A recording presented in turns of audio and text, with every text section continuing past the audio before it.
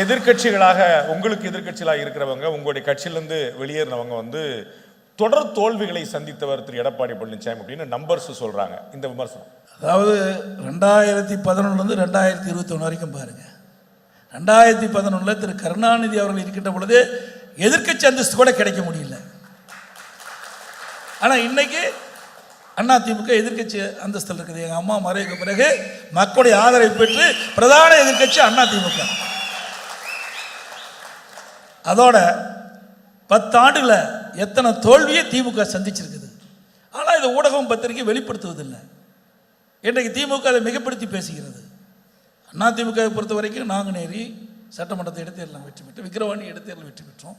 எனவே அதிமுக அந்த 10 ஆண்டுல பல வெற்றிகளை குவிச்சிருக்குது. ஆனால் இந்த 5 ஆண்டு தான் இருக்குது. வேணுமென்றே திட்டமிட்டு ஒரு தவறான தகவலை பரப்பி வராங்க, அவதூறு செய்தி பரப்பி வராங்க. அதுக்கெல்லாம் இந்த வருகின்ற சட்டமன்ற தேர்தலில் முற்றுப்புள்ளி வைக்கப்படும்.